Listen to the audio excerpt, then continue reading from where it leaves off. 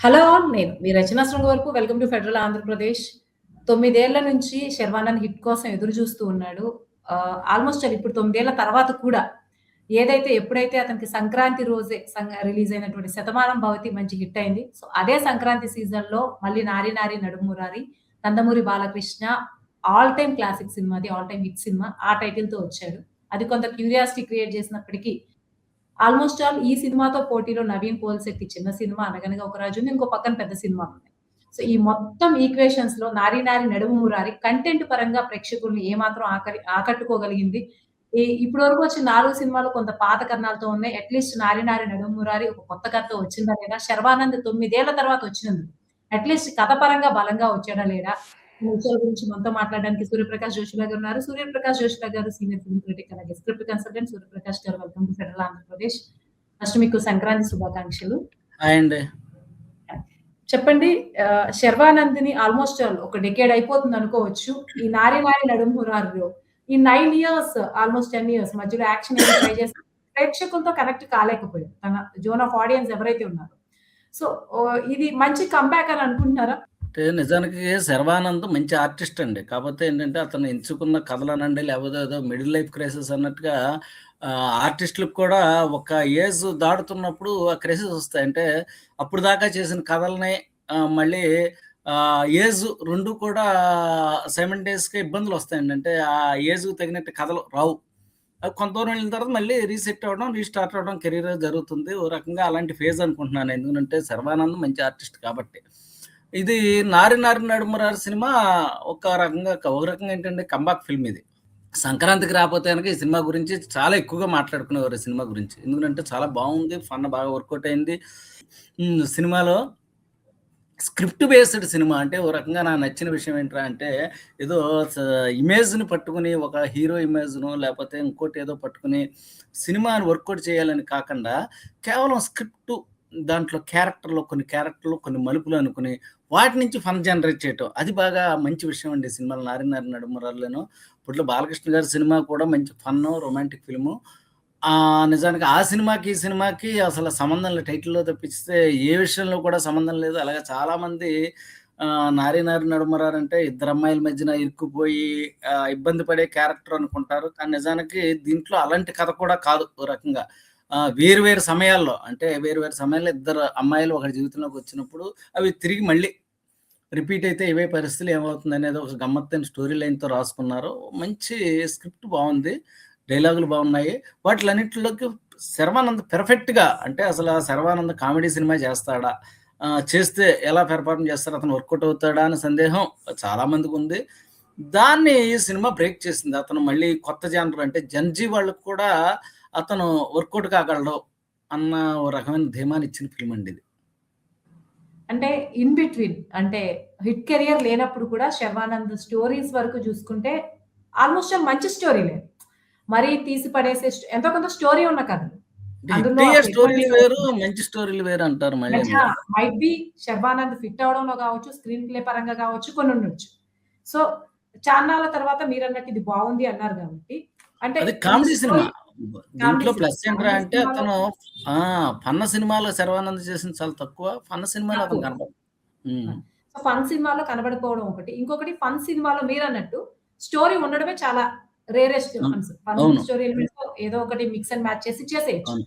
So, ఈ నేపథ్యంలో మంచి కథతో వచ్చాడు కాబట్టి, ఇక్కడ డైరెక్టర్ ఎఫర్ట్ ఎంతవరకు మనం చూడొచ్చు. ఆ స్క్రీన్ ప్లే విషయంలో కావచ్చు. ఎందుకంటే 'సామాజిక వర్గం' అన్నది చాలా పెద్ద నవ్వించగలిగింది శ్రీ విష్ణుది అవును. కాబట్టి. సో, డైరెక్టర్ అవును. వరకు చూసుకుంటే డైరెక్టర్ గురించి, డైరెక్టర్ ఎఫర్ట్స్ గురించి చెప్పండి. అంటే నిజానికి డైరెక్టర్‌కి రావాల్సినంత పేరు రాలేదేమో అనిపిస్తుంది నాకు. ఎందుకంటే ఫస్ట్ సినిమా 'వివాహ భోజనంబు' కరోనా టైంలో మంచి హిట్ కొట్టాడతను. 'సత్యాన్ని' హీరోగా పెట్టి. ఆ తర్వాత నెక్స్ట్ సినిమా 'సామజవర్గమన' మంచి హిట్ కొట్టాడు. మళ్ళీ తర్వాత ఇప్పుడు 'నారి నారి నడుమరారి.' నిజానికి 'సామజవర్గంలో' లాంటి బ్లాక్ బస్టర్ ఇచ్చిన తర్వాత నెక్స్ట్ లెవెల్‌కి వెళ్ళిపోతాడేమో అనుకున్నాం అతను. కానీ ఆ డైరెక్టర్ ఎవరనేది కూడా చాలా మందికి అంటే సినిమా చూసేసారు, బావుందని నవ్వేసుకున్నారు కానీ ఎవరా డైరెక్టర్ అని అడగలేదు. అది 'శ్రీ విష్ణు' సినిమా ఖాతా కింద పడిపోయిందది. లేకపోతే స్క్రిప్ట్ ఖాతాలోకెళ్ళిపోయింది. కానీ డైరెక్టర్ ఖాతాలోకెళ్ళలేదు.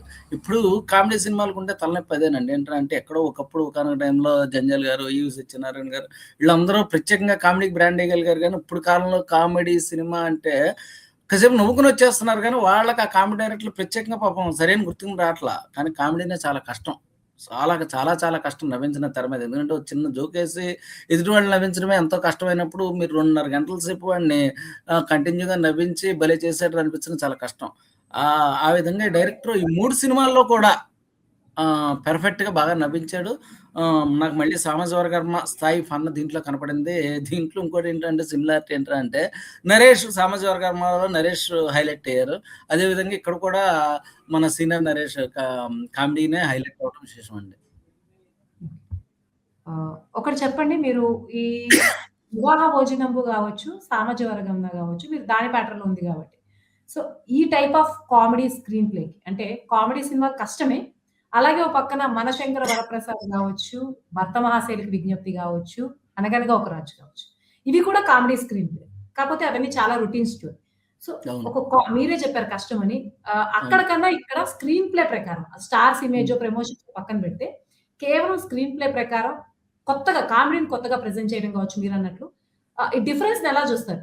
ఆ 3 మూవీలకి, ఆ 4 మూవీలకి, 'శర్వానంద్' మూవీకి only comedy screenplay and director brilliance ఎక్కడ కనపడిందో ఎలా చెప్తారు? అంటే కామెడీ సినిమాలు ఎక్కువగా కొన్ని డైలాగ్ కామెడీలుంటాయండి.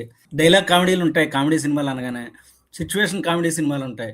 మనకి కామెడీ సినిమాలనగానే వన్ లైనర్స్ మీద వీటిల మీద ఎక్కువ వెళ్ళిపోతూ ఉంటారండి. అంటే డైలాగుల మీద కొట్టుకెళ్ళిపోతూ ఉంటారు. సిట్యుయేషన్స్ కామెడీ మీద వర్కౌట్ అయ్యేవి చాలా కాలం జ్ఞాపకం ఉంటాయి.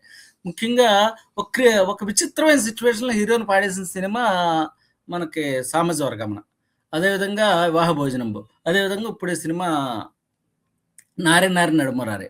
అలా మనకి మిగతా సినిమాలు వీటిలికి తేడా ఏంటంటే వీరు 'భక్త మహాశైల విజ్ఞప్తి' గాని, 'శంకరవర ప్రసాద్' గాని దాంట్లో ఫన్ ఉంటుంది. వన్ లైనర్స్ ఉంటాయి. అన్నీ ఉంటాయి గానీ, గ్యాగ్స్ ఉంటాయి. మంచి గ్యాగ్స్ ఉంటాయి గానీ, అట్ ద సేమ్ టైమ్ ఏంటంటే విచిత్రమైనటువంటిది లేకపోతే గనక నావెల్టీగా ఉండే పాయింట్ ఉండదండి. మీకు రొటీన్ పాయింట్‌లే ఉన్నాయి అందులోను. ఇక్కడికొచ్చేప్పటికి ఏంట్రా అంటే ఇతను నావెల్టీగా ఉన్న పాయింట్లు ఎంచుకుంటున్నాడు ఈ డైరెక్టర్. అది బాగా ప్లస్ అయింది. అంటే మెయిన్ సిట్యుయేషన్ కామెడీకి ప్రయారిటీ ఇస్తున్నాడు. అందు గురించి మీకు 'సామాజిక వర్గంన' ఆ రోజున అంత పెద్ద హిట్ అయింది. ఈ రోజున కూడా 'శర్వానంద్' సినిమా గురించి ఖచ్చితంగా నాకు తెలిసిన కొద్ది రోజుల్లో మళ్ళీ మాట్లాడుకుంటారు జనం. ఈ సంక్రాంతి హడావుడిలో ఈ సినిమా మీద ఇంకా ఫోకస్ పూర్తిగా పడకపోయే అవకాశం ఉంది. ఎందుకంటే అన్ని కామెడీ సినిమాలు అవటంతో. పక్క సినిమాలు యాక్షన్ సినిమాలు అవన్నీ అనుకోండి, ఇది సంక్రాంతికి వస్తున్నలాగా అవునేమో ఇట్ మే బి. కానీ అన్ని కామెడీ సినిమాలు అవడంతో కామెడీ సినిమాలో కామెడీ సినిమా కలిసిపోతుంది. అలా కాకుండా విడిగా వస్తే ఇంకా బాగుండేది. బట్ సిట్యుయేషన్ కామెడీ గాని, నావెల్టీ గాని కామెడీలో గాని కొత్తగా తీసుకున్నాడు. అది పాయింట్లు కొత్తగా తీసుకోవడం దీంట్లో హైలైట్ అయిన విషయం అండి. అది డైరెక్టర్ చేసిన కొత్త ప్రయత్నం. ఇకపోతే హీరోయిన్స్ పెర్ఫార్మన్స్ 'శర్వానంద్' బేసికల్‌గా కామెడీ ట్రై చేసింది చాలా తక్కువ. సో, తనకొక బలమిచ్చిన యాక్టర్ 'నరేష్' ఉన్నారు. 'నరేష్‌తో' పాటు ఇంకా ఈ కామెడీ పడడానికి మిగిలిన యాక్టర్స్ పెర్ఫార్మన్స్ ఎలా ఉంది? అలాగే దాని గురించి చెప్పండి. కామెడీ వరకే పరిమితం. అంటే సాధారణంగా తెలుగు సినిమాల్లో గాని, మన ఇండియన్ సినిమాల్లో గాని హీరోయిన్‌లకి పెద్ద ప్రయారిటీ ఉండే కథలు ఎవరు రాయరండి. వాళ్ళు కథలో ఓ భాగం అంతే. వస్తారు, వెళ్ళిపోతూ ఉంటారు, పాటల్లో కనపడుతూ ఉంటారు. దీంట్లో ఇంకొద్దిగా ఎక్కువ ఉంది అంటే గానీ టైటిలే 'నారి నారి నడుమురారి' కాబట్టి ఆ! ఇద్దరు అదే ఆ! చెప్తున్నానండి. యెస్. మొట్టమొదట అన్నా. 'నారి నారి నడుమరారు' అనగానే ఇద్దరు అమ్మాయిల మధ్యన ఇరుక్కుపోయిన కథ లాంటిదనుకుని చాలామంది అనుకుంటారు. కానీ కాదది. వేరు సిట్యుయేషన్‌లో ఇద్దరు అమ్మాయిల జీవితంలోకి అతని జీవితంలోకి వచ్చినప్పుడు ఏం జరిగిందనేది ఒక విచిత్రమైన సిట్యుయేషన్స్‌లో ఎలా ఎదుర్కొంటాడనేది కథ. అంటే ఓ రకంగా ఇది హీరో ఓరియెంటెడ్ కథేనండి. ఇద్దరు హీరోయిన్‌ల మధ్యన ఇరుక్కున్న కథ అయితే కాదిది. హ్మ్. అది. ఆ టైటిల్ బావుంది. లేకపోతే గనక సూపర్ హిట్ అంటే ఆ అయిపోయింది డిస్టింక్షన్ అంత క్లియర్‌గా ప్రేక్షకులకు అర్థమవుద్దనుకుంటున్నారా? అంటే ఇప్పుడు చాలా రివ్యూస్‌లో అదే రాస్తారు. స్ట్రెయిట్ అవే అసలు టె ఇద్దరు ఆ! స్ట్రెయిట్ అవే అదే రాస్తారు. అప్పట్లానే ఇప్పుడు కూడా ఇరుక్కున్న ఒక నాయకుడి కథను రాసారు తప్ప మీలాగా ఈ డిఫరెంట్ యాంగిల్ చెప్పలేదు. సో, అది అంత క్లియర్‌గా ప్రేక్షకులకి డైరెక్టర్ కన్వే చేయగలిగాడా? అసలు అర్థం అవ్వటం ఎందుకండి? వాళ్ళు కామెడీ నవ్వుకోవడానికి వెళ్తారు. కాసేపు నవ్వుకొనొచ్చేస్తారు. స్టోరీ అర్థమయ్యేలాగా అర్థమే అర్థం అవుతుంది. ఆ! ఎందుకు ఇంకోటి ఇప్పుడు కథగా సినిమా చూస్తున్నప్పుడు అర్థమవుతుంది. ఇద్దరు వాళ్ళ జీవితంలో హీరో జీవితంలో ఇద్దరు అమ్మాయిలు వేరు వేరు టైంలోకొచ్చారు. వచ్చినప్పుడు వాడి జీవితం ఎలా మారింది? వాటిని వాళ్ళ ద్వారా వచ్చే సమస్యలు వాళ్ళని ఎలా ఫేస్ చేసాడు ఇదే కథ. అంతేగాని ఇప్పుడు మనకి 'భక్త మహాశైల విజ్ఞప్తి'లోలాగా ఒకడు వాళ్ళిద్దరు అమ్మాయిలని వీడు ఒకళ్ళే తెలియకుండా ఒకళ్ళని పెళ్లి చేసుకుంటం మూలంగా వచ్చిన వాళ్ళిద్దరి మధ్యన ఇరుక్కొని ఎంత ఇబ్బంది పడ్డాడో ఆ యాంగిల్ ఎక్స్‌ప్లోర్ చేయలేదండి ఇందులోను. ఎక్స్‌ప్లోర్ చేస్తే ఖచ్చితంగా ఇది రొటీన్ అయిపోను. రొటీన్ అనే మనం మాట్లాడుకుందుం కూడాను. అలా కాకుండా దీంట్లో కొంచెం కొత్తగా ప్రయత్నం చేశాడు. అది సిట్యుయేషన్ కామెడీ బావుంది. ఇక సినిమాటోగ్రఫీ, టెక్నికల్ వాల్యూస్ అండ్ పాటలేమన్నా గుర్తుపెట్టుకునేలా ఉన్నాయా? నిజానికి అంత గొప్పగా అయితే ఏవి లేవండి. ఓకే. 'చల్తా హై' థియేటర్‌లో కూర్చున్నంత సేపు నడిచిపోయాయి అంతే. టెక్నికల్ వాల్యూస్ అంటారా? చిన్న సినిమాలకి ఏవైతే ఉంటాయో అంటే మినిమమ్ బడ్జెట్ సినిమాలకి ఆ స్థాయిలోనే ఉన్నాయి. అద్భుతాలేవి జరగలేదు. అలాగని చెప్పి నాసిరకంగాను లేవు. నడిచిపోయాయి అంతే. అంటే ప్రత్యేకంగా అబ్బా! అదరగొట్టాడురా ఇది పలానా టెక్నీషియన్ అదరగొట్టాడురా అని మాట్లాడుకున్నా లేదు. అలాగని చెప్పి వీడు నాశనం చేసాడురా సినిమాని అనలేదు. సినిమాలు ఏంట్రా అంటే కొద్దిగా సెకండ్ హాఫ్ కొద్దిగా ల్యాగ్ ఉందేమో అనిపించింది. రిపీట్‌నెస్ అనిపించింది. అది ఇంకొద్దిగా ఇంకంతేనేమో ఆ కథకి. అది కొద్దిగా తగ్గించుకుంటే బాగుండేది. రెండోదేంటంటే 'శర్వానంద్' కన్నా కూడా అంటే కావాలనే చేసారేమో మనకు తెలీదు. నరేషే ఎక్కువ హైలైట్ అయ్యారు దీంట్లో ఈ కథలో. ఫైనల్‌గా ఇంకొకటి చెప్పండి సూర్యప్రకాష్ గారు. Final question. ఆహ్, ఇప్పుడు 'మనశంకర్ వరప్రసాద్‌తో' చిరంజీవి నెక్స్ట్ సినిమా 'విశ్వంబర' మీదో దీని మీద ఎక్స్‌పెక్టేషన్స్ ఖచ్చితంగా పెరుగుతాయి. ఇప్పటివరకు డిజాస్టర్స్ ఉన్నాయి. వాటెవర్ స్టోరీ పాతదైనా ఏదైనా సరే కలిసొచ్చి కొంతవరకు బుక్ మై షోలో రివ్యూలు ఆపేయడము ఏదో సంథింగ్ అనిల్ రావిపూడి మ్యాజిక్ వల్లో మెగాస్టార్ వెంకటేష్ కాంబినేషన్ వల్ల అది ఎనార్మస్‌గా హిట్ అయిపోయింది. సో, ఆయన నెక్స్ట్ సినిమా మీద అంచనాలు పెరుగుతాయి. నవీన్ పోలిశెట్టి నెక్స్ట్ సినిమాల మీద అంచనాలు పెరుగుతాయి. ఇక 'రవితేజ' అంటారా? ఓకే. ఎప్పుడు చల్తాయి మళ్ళీ కొత్త సినిమా వచ్చినా అంతే ఆతృతతో ఎదురు చూస్తూ ఉంటాం. ఇక 'రాజాసాబ్' అంటారు ఎలాగూ ప్రభాస్‌కి నెక్స్ట్ సినిమా 'సందీప్ వంగ'తో కాబట్టి అసలెవరు వరుసున్నాయి. అన్ అవును. ఇక అసలెవరు ఆలోచించరు ఎళ్లి చూస్తారు. ఇక 'ప్రభాస్‌కి ఆ హిట్టా ఫ్లాపా పెద్ద ఫరకేం లేదు. కానీ ఇప్పుడున్న సిట్యుయేషన్‌లో 'శర్వానంద్' వాళ్ళందరికీ హిట్స్, ఫ్లాప్స్ ఎన్నున్నా సరే ఈ నలుగురికి మాత్రం స్టేబుల్. వాళ్ళ గురించి ఎక్స్‌పెక్టేషన్స్ పెరుగుతుంటాయి. మరి 'శర్వానంద్' 9 ఇయర్స్ తర్వాత వచ్చాడు. కొత్త కథతో వచ్చాడు. ఇన్ని సినిమాల్లో కలిసిపోయాడు. ఇప్పుడు దీని అంటే ఓ వల్ల రకంగా 'శర్వానంద్' నెక్స్ట్ సినిమా ఏం చేస్తాడన్న క్యూరియాసిటీ పెరిగి అతని కెరియర్‌లో ఇదొక స్టెప్‌లా ఉంటుందా? సంక్రాంతిలో రావడం వల్ల ఆ అడ్వాంటేజ్, డిసడ్వాంటేజ్‌గా మారిందా? అంటే నిజానికి ఇది పూర్తి 'శర్వానంద్' సినిమా 'శర్వానంద్' నిలబెట్టేసిన సినిమా అయితే గనక ఖచ్చితంగా 'శర్వానంద్' నెక్స్ట్ ఏ సినిమా చేస్తాడు? ఏ డైరెక్టర్ చేస్తున్నాడు? ఏమిటనేది ఖచ్చితంగా క్యూరియాసిటీ వెళ్తుందండి. ఇది ప్రత్యేకంగా ఏంటంటే స్క్రిప్ట్ బేస్డ్ ఫిల్మ్ ఇది. కాబట్టి 'శర్వానంద్' హిట్ పడింది. బిజినెస్ పరంగా కొంత ఇబ్బంది తగ్గుతుంది. అంటే ఏంటి రేపొద్దున్న ఏదైనా నెక్స్ట్ సినిమా చేసినప్పుడు బిజినెస్ పరంగా ఇబ్బంది తగ్గుతుంది. రెండో పాయింట్ ఏంట్రా అంటే క్యూరియాసిటీ ఖచ్చితంగా 'శర్వానంద్' నెక్స్ట్ ఏం చేసేస్తాడో, అరే! ఏ డైరెక్టర్ చేసేస్తాడో అని అయితే మటుకు అనుకోరు. ఎందుకంటే కామెడీ సినిమాలకు ఉండేటువంటి స్పాన్ చాలా తక్కువండి అది. కామెడీ తిట్టు కొట్టినప్పుడు రెండో పాయింట్ ఏంటంటే స్క్రిప్ట్ బేస్డ్ ఫిల్మ్ అని మనం ఇందాక నుంచి చెప్పుకుంటున్నాం కాబట్టి, ఆ డైరెక్టర్ ఏం చేస్తాడు, లేకపోతే ఆ రైటర్లు ఎవరితో పని చేస్తున్నారు, నెక్స్ట్ ఏ హీరోకి రాస్తున్నారు అనేదైతే గనక మాట్లాడుకుంటారు గానీ, పనిగట్టుకున్న 'శర్వానంద్' సినిమా అయితే అంటే టు బీ ఫ్రాంక్‌గా మాట్లాడుకోవాలంటే నేను చెప్తుందిది. నెక్స్ట్ సినిమా ఏం చేస్తారు, ఆయన కెరియర్‌లో ఒక మంచి మళ్ళీ ఒక హిట్ పడింది. అది ఏ స్థాయి హిట్ అనేది మనం ఇవ్వాలే నిర్ణయం చేయలేము. ఒక 4, 5 రోజుల తర్వాత, వారం తర్వాత అయ్యేటప్పటికి అది ఎక్కడ నిలబడుతుంది. ఎందుకంటే ఈ సంక్రాంతి ప్రవాహంలో ఒక్కోసారి కొట్టుకుని పోవచ్చు. తెలీదండి అది. ఒక్కోసారి వీటిలిని దాటుకుని ఇది సాలిడ్‌గా హిట్ కింద నిలబడొచ్చు. రెండిట్లో ఏదైనా జరగొచ్చు. కాబట్టి ఇది ఇవాళ డిసైడ్ చేయలేమండి. కాపోతే 'శర్వానంద్' కొంతవరకైనా ఉపయోగపడుతుంది. బీభత్సంగా అయితే గనుక ఉపయోగపడదు.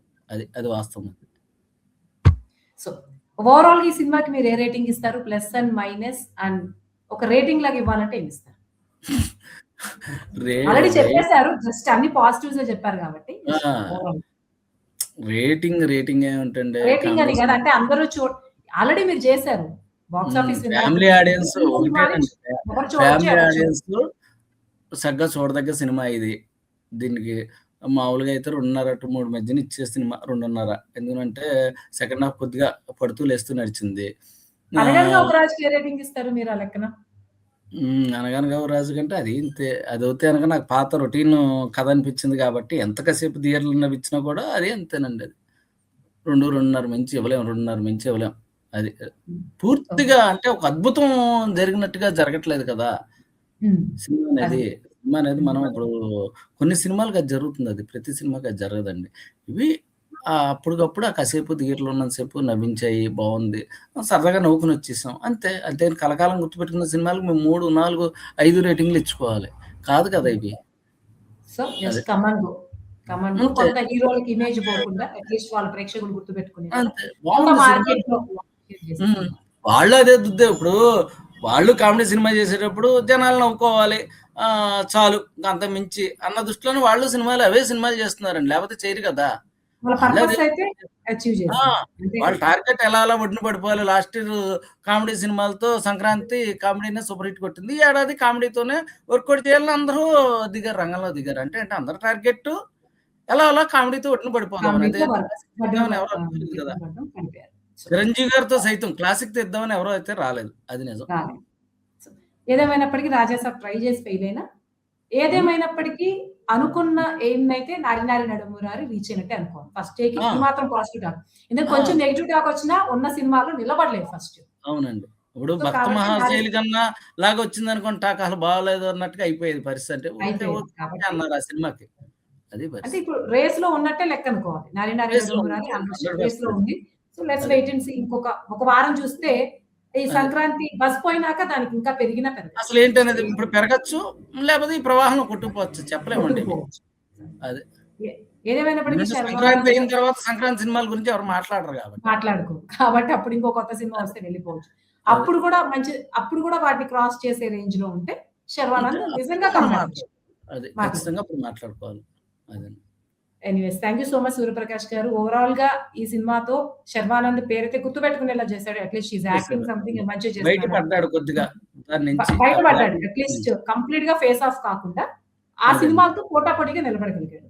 అదండి. 'రాజాసాబ్‌లా' పడిపోలేదు. 'భర్త మహాశైలకి విజ్ఞప్తిలో' పడిపోలేదు కాబట్టి దట్స్ ఎ పాజిటివ్ థింగ్. అది. ఎనీవేస్ ఇలాంటి ఈ సినిమా ఒడ్లు ఎలా పడే ఉంటదో స్క్రిప్టులు చేయాలి శర్వానంద్. అది. Okay. Thank you so much Suryaprakash గారు. దీని మీద ఓకే అండి. డీటెయిల్ థాంక్ యూ డిస్కషన్ అండి. పార్టిసిపేట్ చేసినందుకు. ఇంతటితో ఈ చర్చ ముగిద్దాం. ఓకే అండి.